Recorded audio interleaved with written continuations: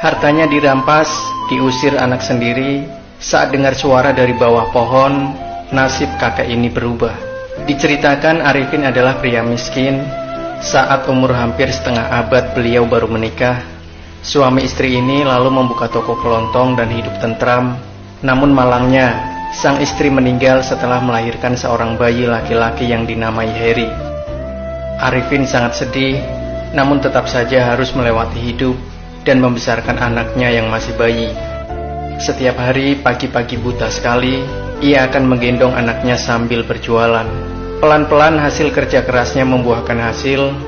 Tokonya mulai ramai pelanggan dan ada sedikit tabungan untuk mencukupi hidup.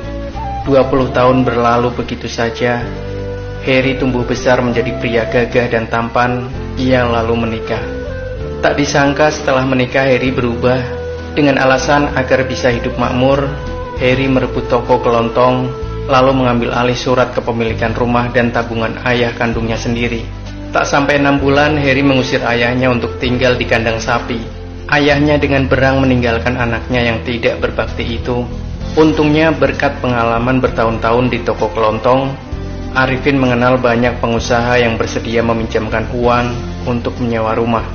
Sisa uang pinjamannya kemudian dipakai membeli stok untuk dijual kembali. Begitulah kakek Arifin mulai menjajakan dagangannya di jalanan. Suatu malam yang dingin, tidak banyak pejalan kaki di jalanan. Kakek Arifin berpakaian tipis, menggigil kedinginan. Ia lalu putus asa dan berjalan pulang, mengarah ke kediamannya. Tiba-tiba ia mendengar suara tangisan bayi. Ia celingak ke kiri, celinguk ke kanan, tapi tak ada satupun bayangan orang. Semenit kemudian terdengar lagi suara tangisan bayi. Makin lama makin nyaring. Kakek Arifin lalu mencari sumber tangisan itu, menemukan sebuah keranjang yang diletakkan di bawah pohon di tepi jalan. Saat dibuka, seorang bayi laki-laki menangis meraung-raung, nampak kedinginan. Orang tua macam apa yang membuang anak ini? Ujar kakek Arifin. Dia mengeluarkan anak itu dari keranjang, menggendongnya dan menghiburnya agar tidak menangis lagi. Tangisan anak itu mulai melemah. Kakek Arifin dalam hatinya berpikir bahwa kini ia masih harus membayar banyak utang. Bila ditambah anak ini lagi, pengeluarannya akan bertambah banyak. Namun saat menatap wajah bayi itu yang merah karena kedinginan, kakek Arifin lalu memutuskan untuk membawanya pulang. Setibanya di rumah, kakek Arifin menatap bayi itu dengan seksama. Mungkin bayi ini sudah kecapean menangis, apalagi rumahnya hangat. Kini bayi itu tertidur pulas. Wajah kecil itu mulai membuat kakek Arifin teringat wajah kecil anaknya Heri. Ngapain masih pikirin anak gak berbakti itu? Pikir kakek Arifin. Kakek Arifin lalu mulai membuka bungkusan kain yang membungkus bayi itu. Mendapati bahwa kain yang dipakai adalah kain halus yang hanya mampu dibeli keluarga berada. Kakek Arifin menghela nafasnya. Sudahlah, dulu juga dilewati dengan miskin, dan aku masih bisa besarkan Heri dengan baik. Kamu tenang saja nak. Asalkan masih ada aku, Arifin, kamu tidak akan kelaparan. Ia memencet pelan hidung bayi itu. Tak disangka dari wajah bayi yang sedang tertidur pulas itu muncul senyuman manis. Kakek Arifin tersenyum bahagia melihat senyuman bayi itu. Sejak saat itu, kakek Arifin menggendong bayi itu sambil berjualan. Anehnya, sejak memungut anak itu, dagangannya menjadi laris manis. Anak bayi itu suka tersenyum, wajahnya juga lucu dan tampan. Saat berdagang, kakek Arifin meletakkan bayi itu di dalam keranjang. Di atasnya digantungi kerincingan. Saat kerincingan berbunyi, bayi kecil itu akan tertawa senang. Pejalan kaki pun terpincut akan kelucuan bayi itu, lalu membeli barang dagangan kakek Arifin. 2 bulan berlalu, kakek Arifin berhasil melunasi utang, bahkan masih ada uang lebih untuk ditabung.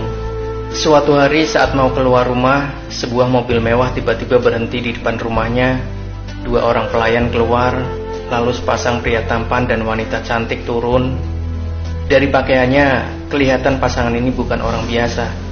Seorang wanita tiba-tiba menunjuk kakek Arifin berkata, "Itu dia, saya melihat dia menggendong pergi tuan muda." Kakek Arifin terperanjat kaget. "Maaf pak, boleh masuk berbicara sebentar?" Pria tampan itu bertanya. "Oh iya ya." Kakek Arifin tertegun lalu mengangguk bingung. Ternyata sepasang suami istri ini awalnya kabur dari rumah. Keluarga sang wanita merupakan keluarga berada, sebut saja namanya Kevin dan Michelle. Tak lama setelah kabur dari rumah, Michelle mengandung. Saat Kevin sedang bepergian keluar kota, keluarga Michelle tiba-tiba datang mencari, mendapati Kevin tidak ada di sana. Salah paham mengira Kevin tidak mau bertanggung jawab akan kehamilan Michelle. Keluarga Michelle lalu menyuruh pelayan membuang anak itu tak lama setelah melahirkan. Setiap harinya Michelle menangis karena ada orang yang percaya akan kata-katanya. Untungnya Kevin segera kembali dan menyelesaikan kesalahpahaman itu. Kini mereka mencari keberadaan anak yang dibuang itu. Kakek Arifin mendengarnya namun masih tidak percaya. "Kalian ada bukti apa kalau anak ini anak kalian?" Michelle dengan terbata-bata mengatakan, "Di lengan kiri anak saya ada tanda lahir bulatan hitam." Kakek Arifin lega lalu tertawa. "Kalau begitu saya kembalikan anak itu kepada kalian. Tapi kalian harus janji untuk menjaga dan merawat anak itu sepenuh hati.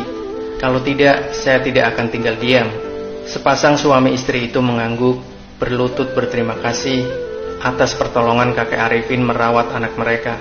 Kakek Arifin segera membangunkan mereka. "Jangan begini, saya sangat bahagia dan bersyukur akan saat-saat bersama tuan muda kecil." Beliau lalu menyerahkan anak itu kepada ibunya. Namun saat terlepas dari pelukan kakek Arifin, bayi itu langsung menangis. Mau gimana pun ibunya mendiamkannya, bayi itu tetap menangis dan malah semakin menjadi. Kakek Arifin lalu membantu mendiamkannya. Saat bayi itu digendong kakek, tangisannya langsung berhenti dan bayi itu tertawa senang. Ayah ibu bayi itu tersenyum miris.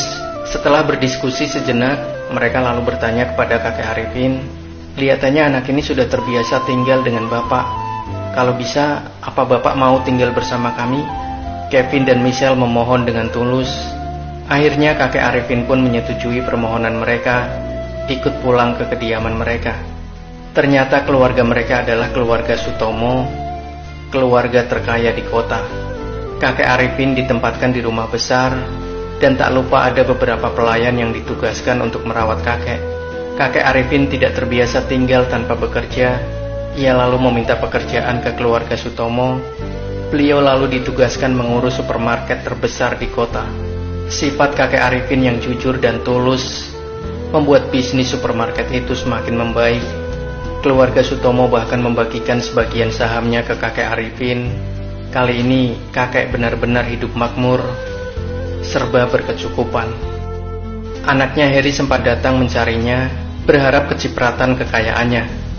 Namun diusir dan pulang dengan tangan hampa. Kabarnya istri Harry kabur dari rumah beserta selingkuhannya. Uang-uangnya juga diambil ludes. Karena Harry juga malas, tokonya bangkrut dan ia jatuh miskin. Kini ia hanya mengemis demi melangsungkan hidup. Anak laki-laki yang dipungut kakek itu tumbuh besar dan dekat sekali dengan kakek Arifin, menyayangi dan menganggap beliau sebagai kakek sendiri. Di usia ke-98 tahun, pada suatu hari di musim semi yang hangat, kakek Arifin tersenyum bahagia, menutup mata untuk selamanya. Demikian sahabat cerita nyata Reborn, akhir dari sebuah kisah yang berjudul Hartanya Dirampas, Diusir Anak Sendiri. Saat dengar suara dari bawah pohon, nasib kakek ini berubah. Semoga kita bisa mengambil hikmah dari kisah ini. Jangan lupa klik like dan share video ini, subscribe channel Cerita Nyata Reborn, dan sampai ketemu lagi di kisah yang lebih menarik lainnya. Sampai jumpa.